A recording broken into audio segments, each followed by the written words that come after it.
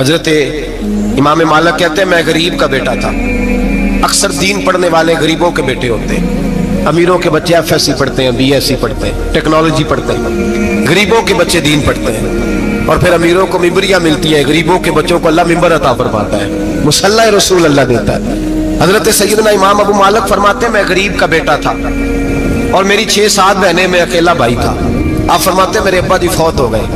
میری امی پکڑ کے مجھے ایک دھوبی کی دکان پہ لے گئی, کہنے لگی اسے کپڑے دھونے کا طریقہ بتا دے, سلیقہ سمجھا دے, یہ بھی ایک چھوٹی سی لانڈری کی دکان کھول لے گا, میری بیٹیوں کا پیٹ پالے گا.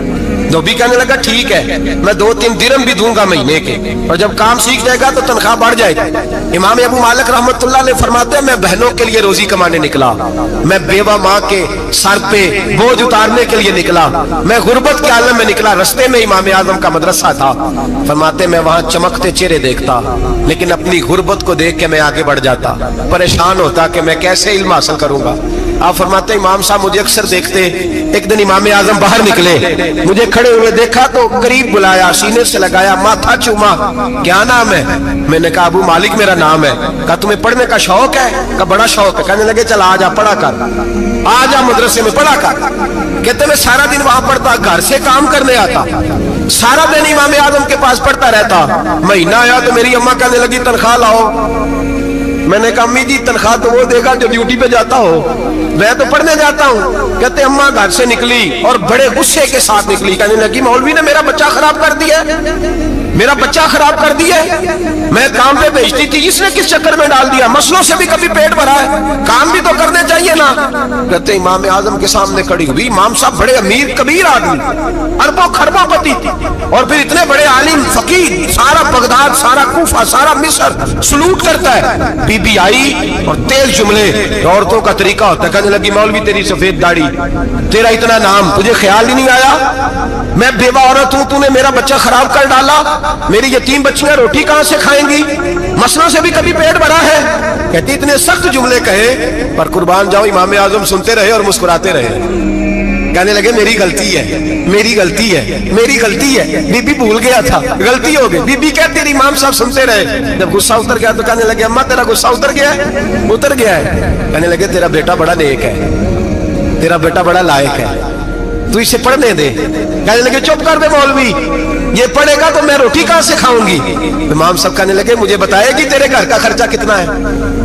اس نے ایک لفظ پہ 3 دینار کا, ایک روایت ایسی بھی لکھی ہے بزرگوں نے, کہنے لگی 40 درہم ہے. اور اماں کہتی میں نے جان بوجھ کے زیادہ بتائے, حالانکہ میں کناب کا خرچہ کرتی تھی, لیکن جب کھلا ڈلا کرے تو وہ والا خرچہ بتایا. میں نے کہا 40 درہم خرچہ ہے, تو دے گا؟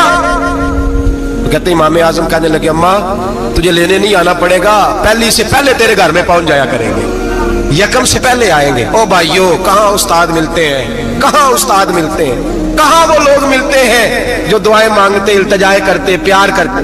گزر گیا وہ دور, اب تو سوٹ لینے کا دور ہے, مٹھائیاں لینے کا دور ہے, ہاتھ ڈلوانے کا دور آیا ہے. اب کون پوچھتا ہے؟ اب تو پوچھتے ہیں تو میرے لیے کیا لایا ہے. حضرت سیدنا امام اعظم ابو حنیفہ رحمت اللہ علیہ 1 دن نہیں, 2 دن نہیں, 4 دن نہیں, 5 مہینے نہیں, 20 سال تک, کہنا آسان, بولنا آسان, سننا آسان, 20 سال تک امام ابو مالک کے گھر میں خرچہ دیتے رہے, وہ پڑھتے رہے. اماں کہنے لگی تو میرے بیٹے کو لگا تو لیا ہے, تو پڑھ کے بنے گا کیا؟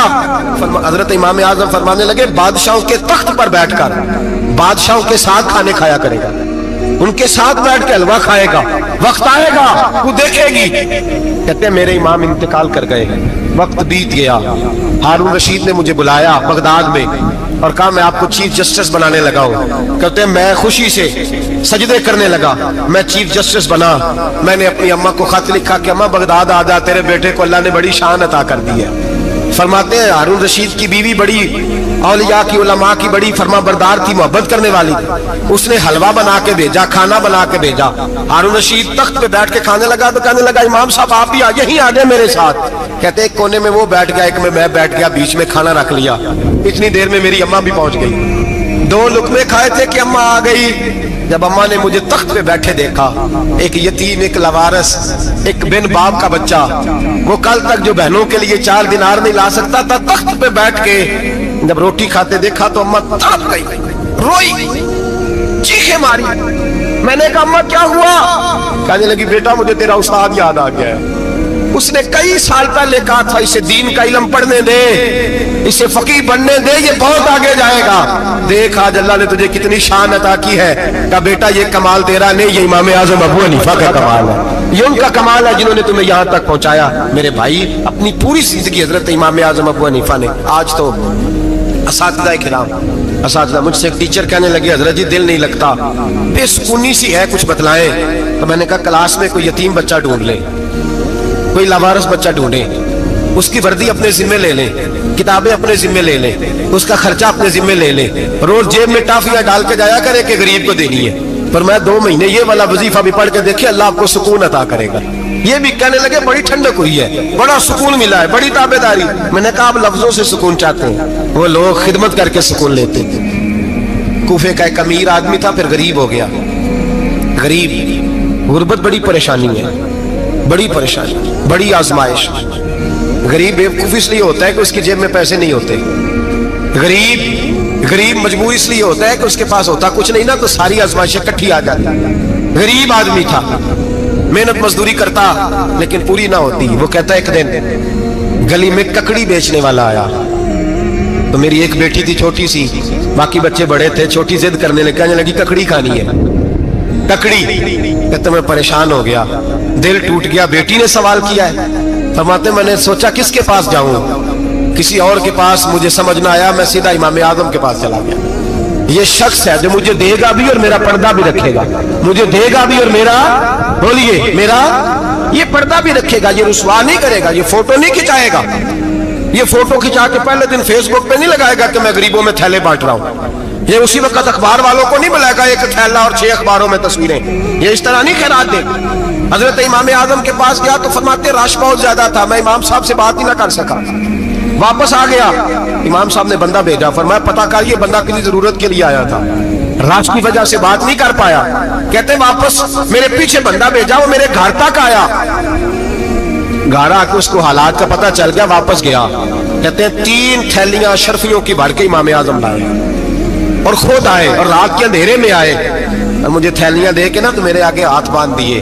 میں نے کہا حضور ہاتھ کیوں باندھتے ہیں؟ آپ فرمانے لگے یار دکھ اس بات کا ہے کہ تو میرا پڑوسی تھا اور تیری غربت کا مجھے پتہ ہی نہیں چلا، تو میرے علاقے کا تھا اور میں نے سوچا ہی نہیں، میرا اپنا تھا مجھے خیال ہی نہیں آیا، فرمایا معاف کر دے، میری شکایت نہ کرنا کہ یہ میری طرف توجہ نہیں کرتا۔ علم بھی تھا، عمل کا نور بھی تھا، تقوی کا حسن بھی تھا، غریب کی مدد کا جذبہ بھی تھا۔ آج لوگوں پر مال کا فتنہ سوار ہوتا ہے، سب پر نہیں لیکن زیادہ لوگوں پر، جیسے جیسے مال آتا جاتا ہے ویسے ویسے عقل بھی آتی جاتی ہے، ویسے ویسے سیانے بھی ہوتے جاتے ہیں، کہتے ہیں وہ بھی کمائے وہ بھی کرے، میں تو ٹیکنیکلی بڑا ہوں، میں عقل مندی، میں بڑی، نہ بہن کی فکر رہتی ہے، نہ بھانجوں کی فکر رہتی ہے، نہ رشتہ دار کی فکر رہتی ہے، نہ دائیں بائیں کچھ دیکھتے ہیں۔ لوگ جیسے جیسے پاورفل ہوتے جاتے ہیں، ہٹتے جاتے ہیں، کٹتے جاتے ہیں، امیروں سے گرانے لگتے جاتے ہیں، آگے کی طرف دیکھتے جاتے ہیں۔ امام اعظم ابو حنیفہ رحمۃ اللہ علیہ نے ساری زندگی پیار کیا، محبت بانٹی، علم، فقاہت، تقوی، روشنی۔ آج لوگوں کو علم ہوتا ہے پر علم کا نور نہیں ہوتا، ہمیں بہت ساری باتوں کا پتہ ہوتا ہے پر وہ باتیں ہمارے لفظوں میں ہوتی ہیں، ہم اس کے حسن سے آگاہ، اور اگر میں یہ کہہ دوں کہ ہمیں ان باتوں پر یقین کامل نہیں ہوتا، کہہ رہے ہوتے ہیں، ہم سمجھتے ہیں، بڑی باتیں کرتے ہیں، لیکن ان باتوں کے پیچھے جو عمل کا جذبہ ہے وہ پھیکا ہوتا ہے۔ امام اعظم ابو حنیفہ رحمۃ اللہ تعالی علیہ جتنے بڑے عالم تھے اتنا ہی بڑا خوف تھا اللہ کا، اتنا ہی بڑا خوف تھا۔ ایک آدمی کہتا ہے میں نے امام صاحب سے مسئلہ پوچھنا تھا، میں نے عشاء کی نماز امام صاحب کے پیچھے پڑھی، کتنی لوگ باتیں سنتے ہیں، اس کا اثر کتنا لیتے ہیں، لیکن امام صاحب رحمۃ اللہ علیہ کا طریقہ کیا تھا؟ کہتے میں نے امام صاحب کے ساتھ نماز پڑھی مسجد میں، تو قاری صاحب نے قرآن پڑھا، اذا زلزلت الارض زلزالها واخرجت الارض اثقالها، فرماتے ہیں آخری 2 آیتیں پڑھی، فمن يعمل مثقال ذرة خيرا يره ومن يعمل مثقال ذرة شرا يره۔ اللہ فرماتے ہیں میں قیامت کے دن تیرے ذرے ذرے کا حساب کروں گا، ذرہ برابر نیکی ہوئی تو تیرے سامنے آئی، ذرہ برابر گناہ ہوا تو تیرے کس کے برابر؟ جی وہ کتنا ہوتا ہے؟ ریت کا 1 ذرہ، اس کے برابر بھی گناہ ہوا تو تیرے سامنے، یہ اللہ کہہ دیا ہے، تو ایسا انشاءاللہ ہو کے رہے گا۔ اللہ ایک دفعہ دکھائے گا، دعا فرمائے اللہ ہمیں معافی عطا فرمائے، اللہ ہم سے درگزر فرمائے، اللہ ہمیں بخشے ہوئے میں شامل فرمائے۔ یہ آیت امام صاحب نے سنی تو کہتے ہیں میں نمازی سارے چلے گئے تو امام صاحب بیٹھے اور یوں نہ اپنی داڑھی پکڑ لی, چراغ ٹمٹما رہا, کہتے ہیں داڑھی پکڑ لی اور امام صاحب بیٹھے. میں نے کہا کہ کسی محویت کے عالم میں ہے, سوچ میں, چلے میں تھوڑی دیر میں آتا ہوں. کہتے ہیں میں 2 گھنٹے کے بعد آیا تو امام صاحب ایسے بیٹھے داڑھی پکڑی ہوئی. میں نے کہا ٹھہر کے آتا ہوں. میں پھر 1-1.5 گھنٹے کے بعد گیا تو ویسے ہی بیٹھے. کہتے ہیں تہجد کا وقت ہو گیا, میں مسجد میں گیا تو چراغ ٹمٹمانے لگا, ختم ہونے کے قریب آ گیا.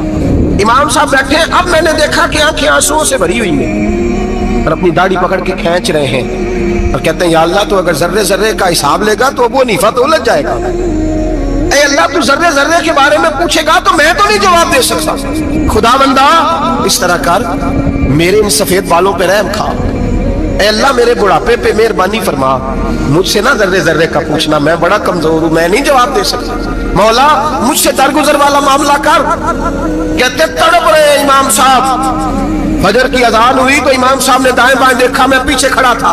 میں نے کہا حضور ساری رات ہی گزر گئی, آپ ایک آیت سن کے پریشان رہے اور میں روزانہ 20 تقریریں سنتا ہوں, درجنوں حدیثیں سنتا ہوں, مجھے تو اثر نہیں ہوتا. آپ فرمانے لگے مجھے تیرے معاملے کا نہیں پتا, لیکن مجھے اگر تو نے دیکھ لیا ہے تو کسی کے ساتھ ذکر نہ کرنا مجھے. اور فرمانے لگا پھر تو نیک آدمی ہوگا, تجھے نہیں خیال آتا. تو میں تو جانتا ہوں من آنم کے من دانم, پتہ سارا ہے سردار دو کی دیا تھا, میں تو جانتا ہوں نا, مجھے خبر ہے, لہٰذا میں نہیں حساب دے سکتا, تیرا نہیں مجھے پتا.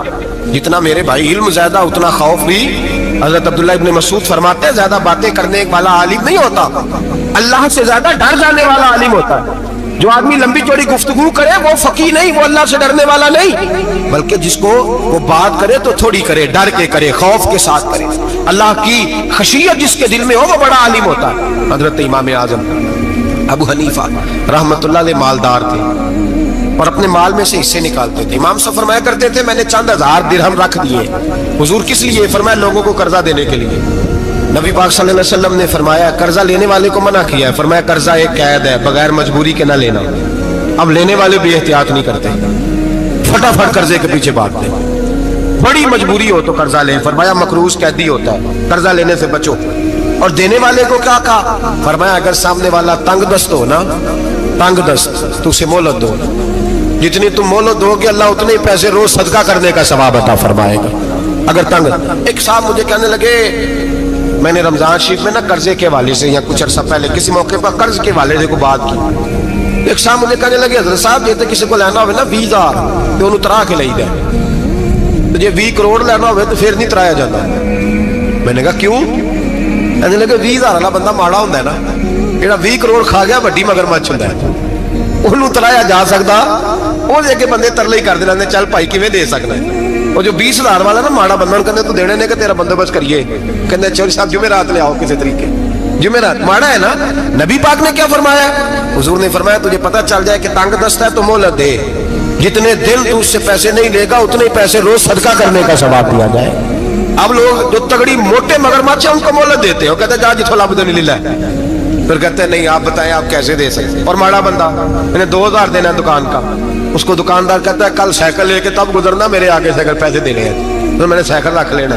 ڈرنا چاہیے اللہ پاک, ہمیں پتہ ہوتا ہے سامنے والا غریب ہے, تنگ دست ہے, مجبور ہے, مہلت دینی. امام صاحب کہتے ہیں میں نے کچھ پیسے رکھے ہوئے تھے, پس منظر یہ تھا کہ غریب لوگ آتے ہیں تو میں ان کی مدد کروں گا. امام اعظم ابو حنیفہ نے ایک بندے سے پیسے لینے تھے اور حال یہ تھا کہ آپ دھوپ میں کھڑے تھے, ساتھ اس بندے کا مکان تھا. لوگوں نے کہا حضرت دیوار کے سائے میں ہو جائے. فرمانے لگے اس سے پیسے لینے ہیں, اگر سائے میں کھڑا ہوا تو سود میں شمار ہو جائے گا, میں اس سے فائدہ نہیں لے سکتا. ایک بندے سے قرضہ لینا تھا, وہ آپ کو دیکھ کے گلی اور دوسری گلی میں چلا گیا, رستہ بدل گیا اور چھپ گیا. امام صاحب رونے لگے, کہنے لگے اے اللہ میں اتنا برا ہو گیا ہوں کہ تیرے بندے مجھ سے چھپنے لگے, اس کو ڈھونڈ کے لائے, کیوں چھپتا ہے؟ کہ حضور آپ کے پیسے دینے ہیں. آپ نے فرمایا جا میں نے اللہ کی رضا کے لیے معاف کیے, آج کے بعد چھپنا نہ, اس لیے میں نہیں چاہتا کہ تجھے کوفت ہو, تو میری طرف دیکھ کے چھپنے لگا ہے, میری طرف دیکھ کے.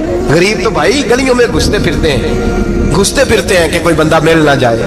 مقروض آدمی پتہ اس وقت چلتا ہے تب خودکشی کر گیا, پتہ اس وقت چلتا ہے پھر لوگ آتے ہیں اس کے بچوں کو کہتے ہیں فکر نہ کرنا ہم تیرے ساتھ ہیں, उसके साथ होना था, इनका साया बच जाता। अब आए हो इमाम आजम अबू हनीफा रहमतुल्लाह ताला अलैह लोगों को सहूलत देते, आसानी देते, प्यार करते, मोहब्बत करते। हम लोगों का मिजाज ऐसा नहीं है, हमारी अखलाकियात के अंदर वो हुस्न नहीं जो हमारे बुजुर्ग हमें दे के गए। और फिर छोटी छोटी बातों में हुकूकुल इबाद का ख्याल करते, छोटी छोटी बातों।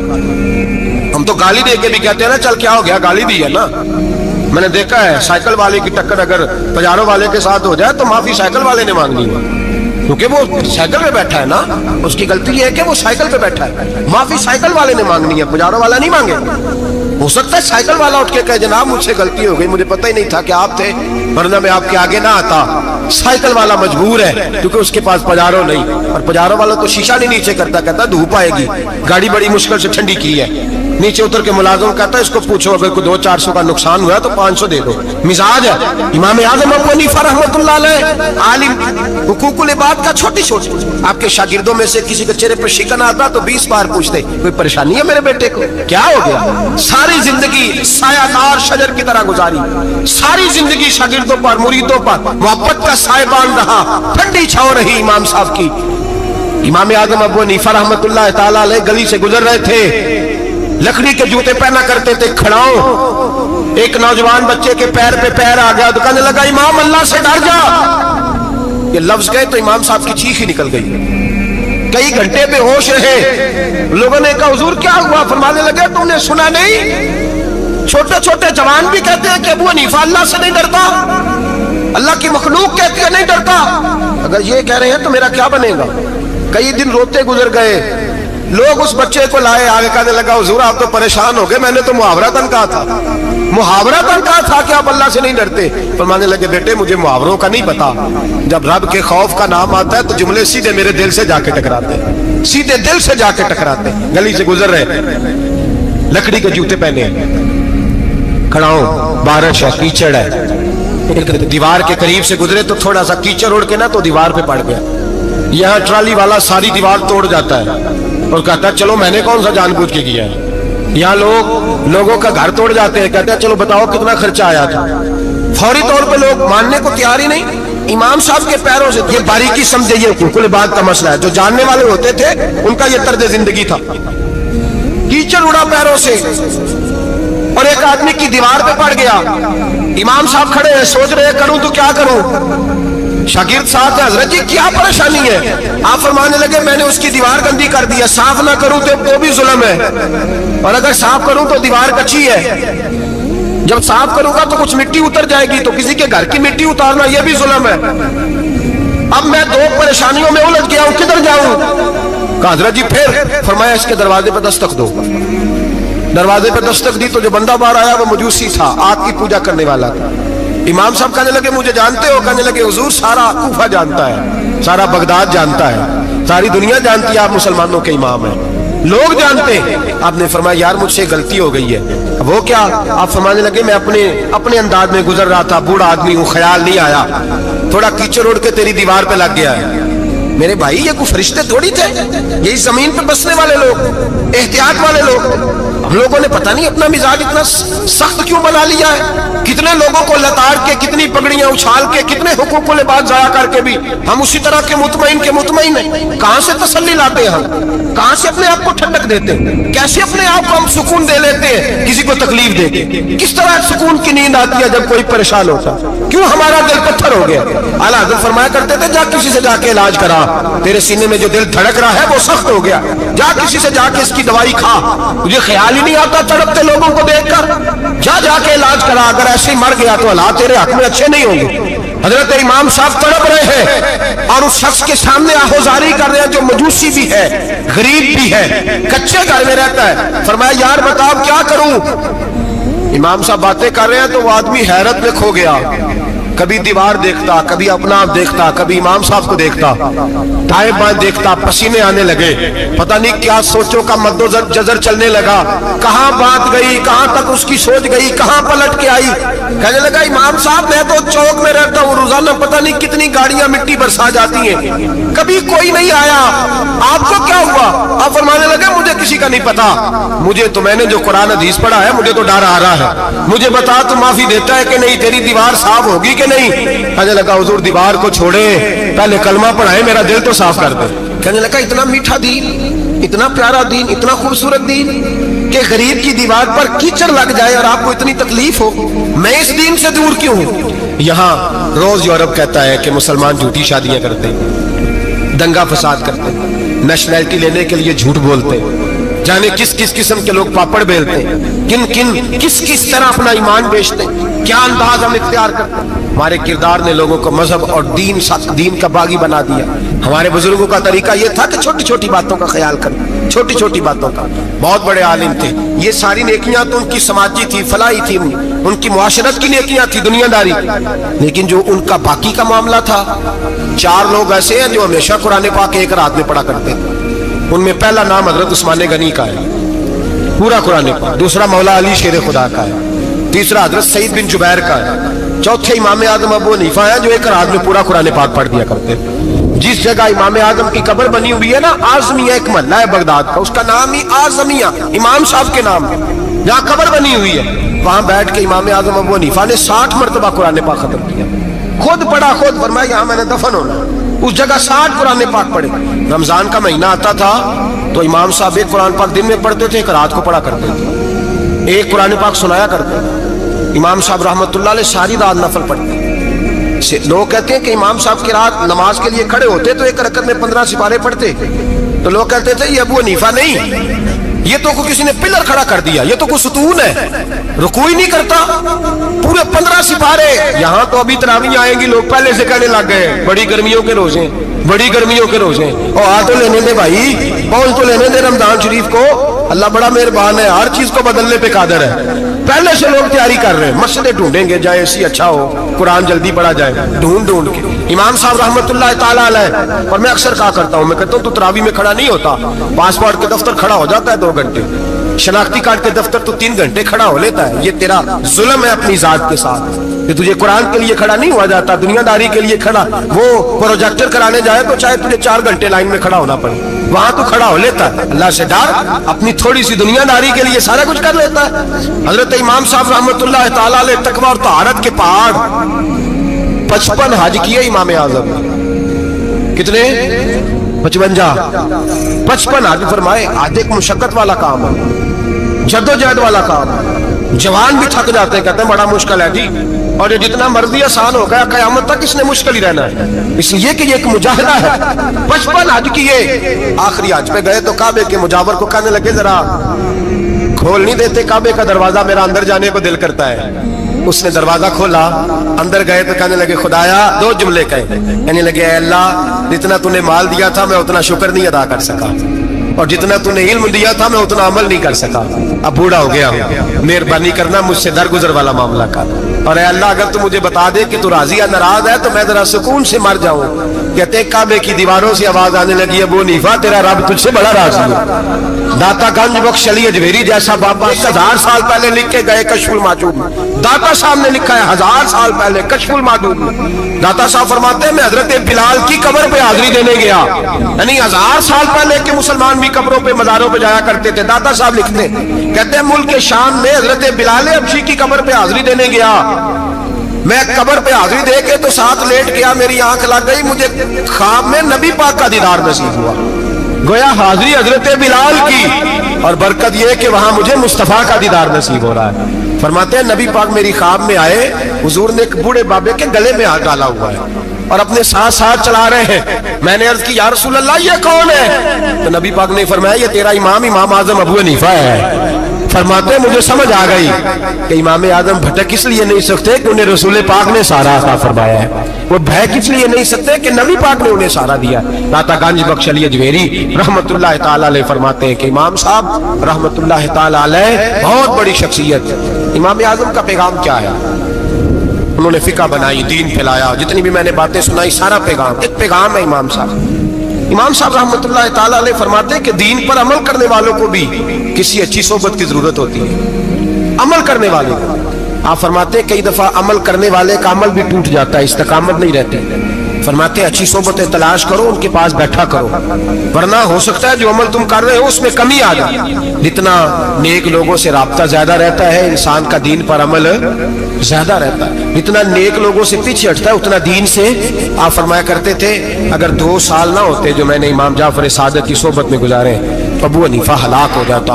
अपने आप को रब करीम के बंदों के साथ लगा के रखे, जोड़ के रखे। अगर हमारा रब करीम के बंदों से रिश्ता रहेगा तो कुरान और सुन्नत से रिश्ता रहेगा।